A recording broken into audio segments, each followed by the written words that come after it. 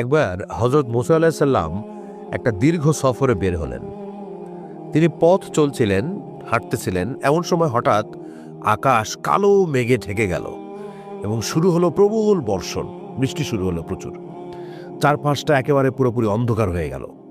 বৃষ্টি থেকে রক্ষা পাওয়ার জন্য হযরত মুসা আলাইহিস সালাম আশ্রয়ের খোঁজে একটা বড় গাছের নিচে দাঁড়িয়ে গেলেন। ঠিক সেই মুহূর্তে আল্লাহর পক্ষ থেকে তার প্রতি অর্থাৎ মুসা আলাইহিস সালামের প্রতি একটা আহ্বান ভেসে এলো।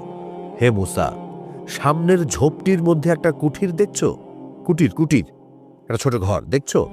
সেখানে গিয়ে দরজাটি বন্ধ করে দাও। আল্লাহ তাআলা মুসা আলাইহিস সালামের কাছে এই আহ্বানটা দিলেন, বার্তাটা পৌঁছালেন। আল্লাহর আদেশ পেয়ে মুসা আলাইহিস সালাম দ্রুত এগিয়ে গেলেন। দরজা পর্যন্ত পৌঁছে তিনি উঁকি দিয়ে দেখলেন ভেতরে এক ব্যক্তি গভীর ঘুমে তলিয়ে আছে। তিনি আস্তে করে দরজাটি বন্ধ করে দিলেন, যেন বৃষ্টির একটা ফোঁটাও লোকটার শরীরের মধ্যে না পড়ে। মুসা আলাইহিস সালাম কাজ শেষ করে উনি আবার ফিরে এসে গাছের নিচে দাঁড়ালেন।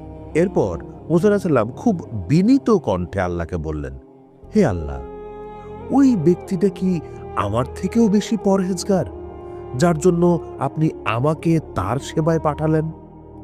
তো আল্লাহ তাআলা উত্তর দিলেন সেই সময়, হে মুসা, না, সে আমার অবাধ্য বান্দা।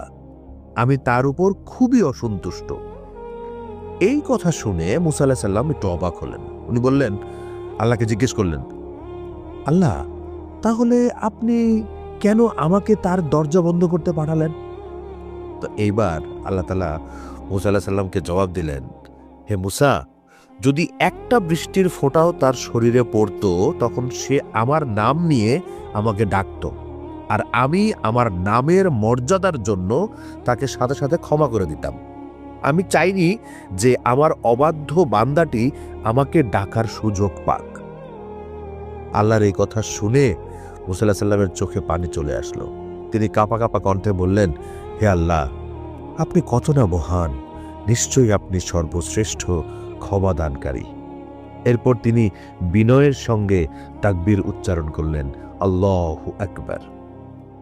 আল্লাহর নাম ও দয়ার মর্যাদা এত বেশি যে তার কাছে এক মুহূর্তের জন্য ক্ষমা চাওয়া বা তার নাম উচ্চারণ করাও অবাধ্য বান্দাকে মহা ক্ষমা লাভের সুযোগ এনে দিতে পারে।